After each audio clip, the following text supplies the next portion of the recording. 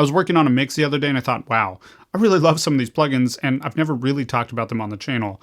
And for one second, I thought, well, maybe I'll just keep them my secret weapon, but that's not really my style. So in today's video, we're going to look at 4 plugins that you should probably know about, 2 of which are completely free. And one of the free ones is one that I've used in pretty much every mix I've done for the last couple of years. So you're really going to enjoy it. Definitely stick around for that. But before we even get into it, it's really important for me to highlight up top that if you're not getting mixes that you're happy with, a new plugin isn't going to automatically just make your mixes better. You need to get better at mixing, and I want to give you something that's going to help you for free. It's my 6-step checklist to a pro mix, and it just goes through the 6 steps that all professional mixes have and how you can do them with the tools that you already have inside your DAW, or free plugins if you need it, if you're working in GarageBand or something. But it's just going through the 6 steps that all professional mixes have. So be sure to grab it. It's free from the link in the description below. If you're not happy with your mixes, it's really going to help you out. But let's go and jump in and look at plugin number 1, which is Sound City Studios by Universal Audio. This plugin is kind of crazy. There's really no other plugin that does exactly what this one does. And you can get it either as a standalone plugin or as part of their Spark bundle. I'll link to them down below. And some of those links will be affiliate links if you dig this video. If you go through them, a small amount will come back and support this channel, but no worries if not. And again, we're also going to be looking at some free plugins in just a minute. But this plugin is so unique. I can't go through every little detail in this video or it would end up being like super long. I'll link to a video above here from my buddy Andrew Masters where he does a deep dive into this plugin and the creation of it. But in short, they have recreated Sound City Studios and they went into the space. They recreated the responses of the microphones, so you can get the tonal responses of the microphones, the mixing console that they run through, and then the actual sound of the room.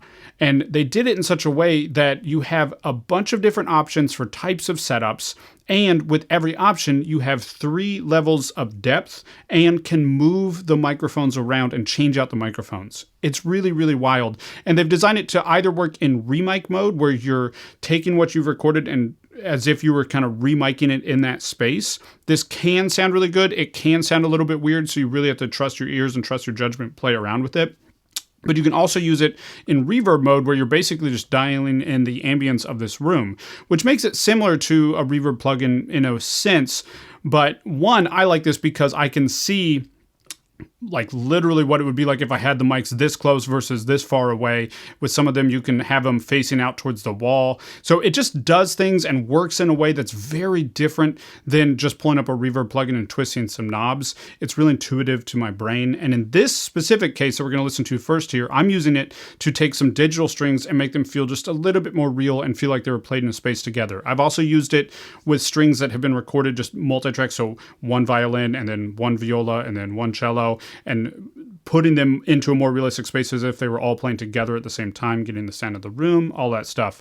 But let's listen to this. I'll go ahead and bypass it first, and then I'll engage it, and you'll hear some tonal changes and things like that. That's just part of for the course because it's remiking through these microphones and through the console. But you're also going to get a sense of space around it that feels very realistic, just all in this one plugin. So check it out. We'll start with it off.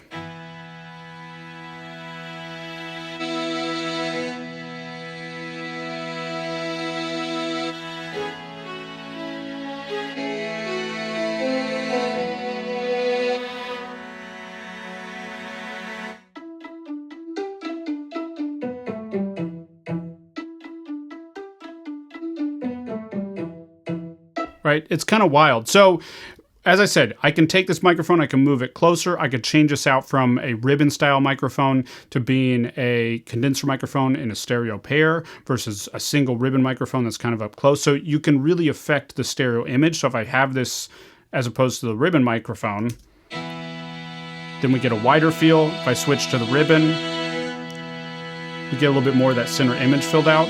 And there's different presets for drums, acoustic guitars, other guitars. One cool one that I did at another point in this song is with an electric guitar right here.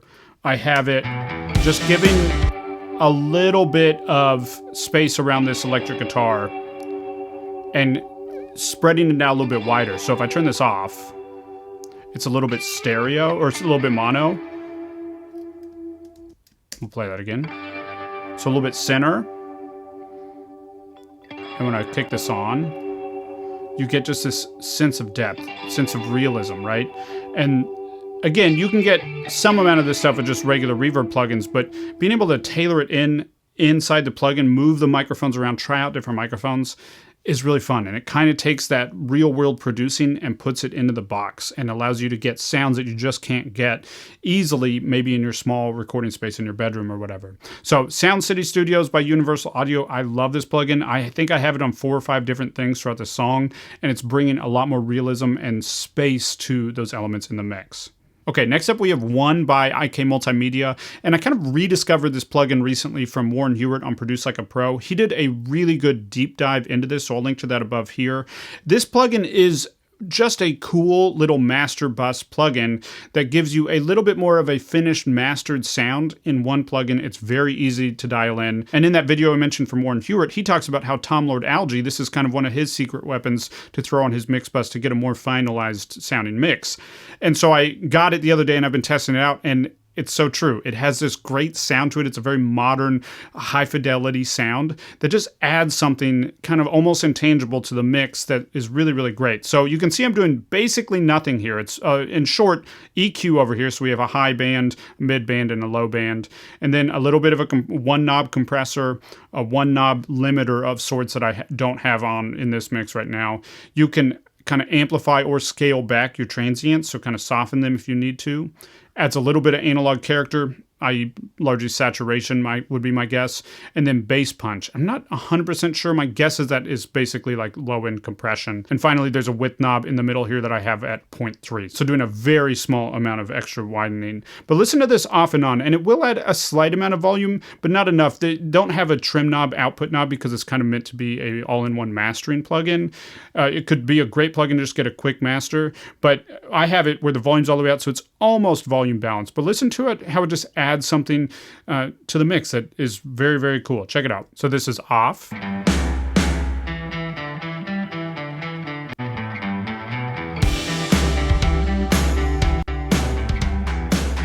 Off.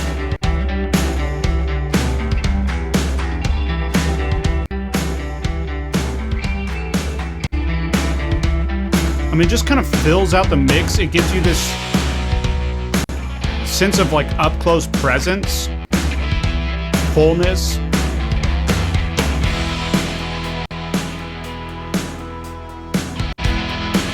Yeah, I mean, it's just really cool. And I'm doing very, very little with it. It's basically in its default mode. But my mix just feels a little more finished with it on. And if you needed to just bounce out a quick master to go listen to it in a car or something, you could just bring up this volume knob, and it's operating as a limiter.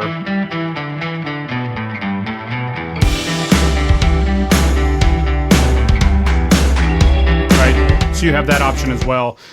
This is a great plugin that sounds really good. You can demo this plugin. It's part of their T-Rex bundle, which in my opinion is maybe the best priced bundle that you can get and most underrated bundle. It has so many great plugins that all sound really, really awesome. So definitely check that out below. Again, I'll link to that down below. And as I mentioned, be sure to check out that full in-depth review from Warren Hewitt on this plugin. But let's go move on to our third plugin. This is Wider from Polyverse Music, and it is basically a stereo widener, but whereas most stereo wideners use phase cancellation to remove the middle to make something feel wider, and the problem with that is when your mix collapses down to mono, like it will on a single Bluetooth speaker or something, for example, is with phase cancellation being the tool used to get that stereo width, you're losing something from that center image that's going to be gone when it's collapsed to mono.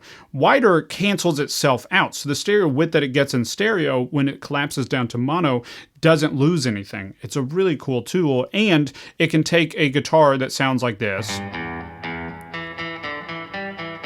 and just push it out into the ears. So with this guitar, I just wanted to take up a little bit more space when it's in stereo, but I didn't want to lose anything in mono, and this plugin allows me to do that. So again, go from this to this. I could even push it more extreme. It starts to be a little bit more obvious of an effect. So for me, I tend to like these kind of moderate settings, but in the context of this mix, it allows that guitar to not just be this tiny little thing in the middle, but now have a little bit of width in the context of the mix. So again, off.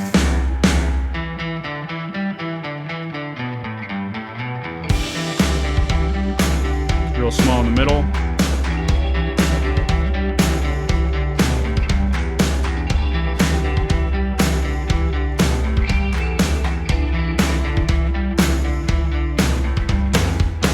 Now, you don't want to go overboard and put this on a whole bunch of tracks in your mix, but I've used it on lead guitars. I've even used it on vocals before, and used subtly, it can sound really great and fairly transparent. And again, it collapses to mono, so you're not going to lose anything with this plugin like you might other stereo wideners. All right, our fourth and final plugin is Origin by Somatics. This plugin is awesome. It's basically a lo-fi plugin, but I'm not making lo-fi music, but I use it to tame sources and give them a little bit more texture in the context of the mix. It gives them a realism that's really cool as well. So in this case, I'm just using it on a synth, but we're going to look at an even more extreme example in just a second where I'm using it on my lead guitar for one of the key moments in the song, and it is so powerful. But on the synth, all I'm using it for is to tame it a little bit and make it feel a little bit richer. So this synth without this on sounds like this.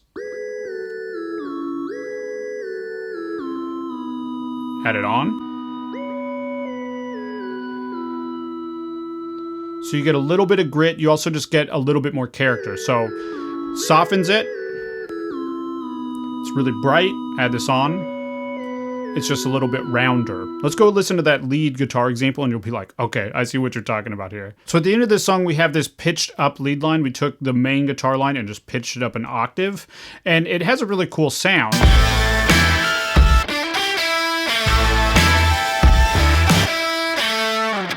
It's a little bit abrasive because it is pitched up an octave and it's kind of getting lost in the mix. So I wanted to add more character to it and add more width to it. And so I threw Somatics on it, and I'm using a fair amount of chorus, a fair amount of movement, a fair amount of saturation, and I'm taming the high end with this filter knob here. And it went from sounding like this to this. Much smoother, much wider, and in the context of the mix,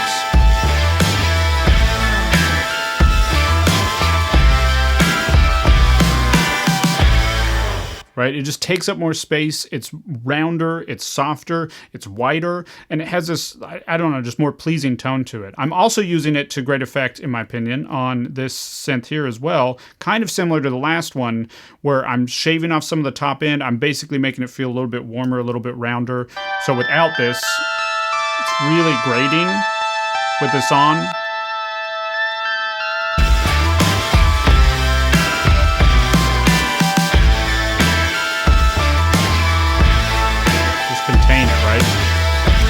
So this plugin is awesome. If you want to basically soften things up a little bit, give them a little bit more stereo width, give them a little bit more movement, a little bit more realism, it's a great plugin for that. And by the way, this one is completely free. So again, I'll link to all 4 of these plugins down in the description below. Before you go, if you're struggling to get a mix that you're happy with, be sure to grab that 6-step checklist to a pro mix. It goes through the 6 steps that all professional mixes have and how to do them completely free. So be sure to grab it. It's really going to help you out.